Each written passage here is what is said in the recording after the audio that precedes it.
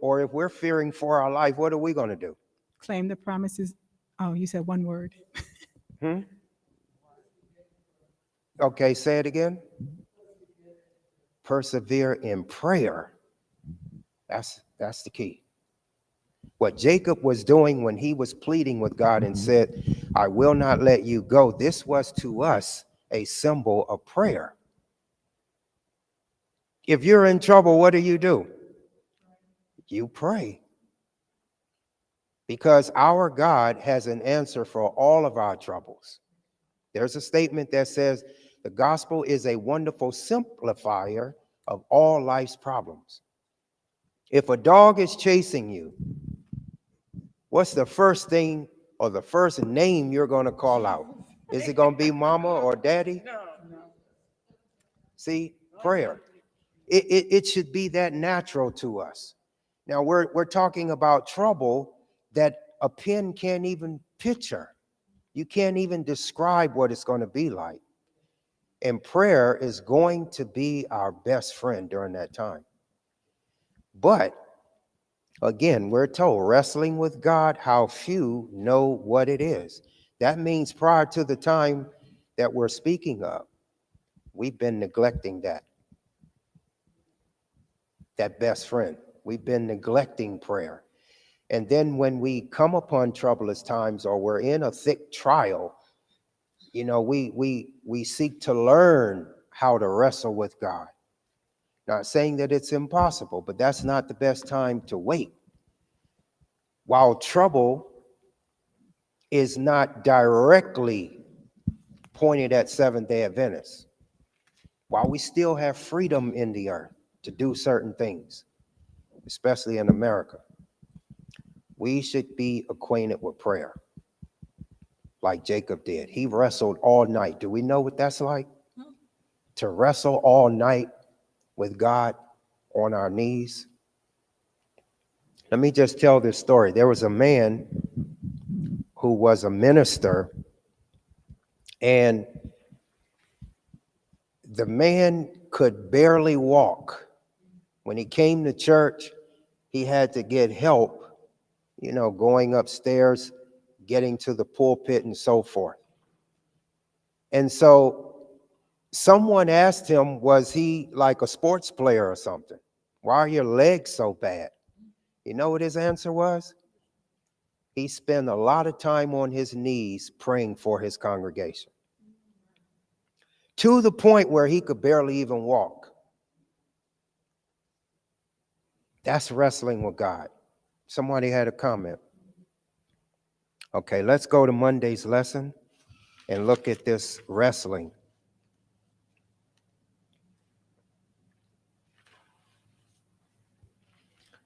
Patriots and Prophets 197 and 8, it says, the error that had led to Jacob's sin in obtaining the birthright by fraud was now clearly set before him.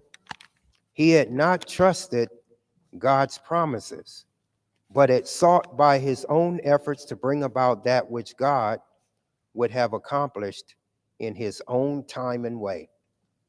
Isn't that how human nature works? This is why I like the scripture that you read, brother. It says, for ye have need of what? You have need of patience. We see in the story of Saul, remember King Saul? Prophet said, wait here how many days? He told him to wait 7 days. And then who was going to come and do sacrifice?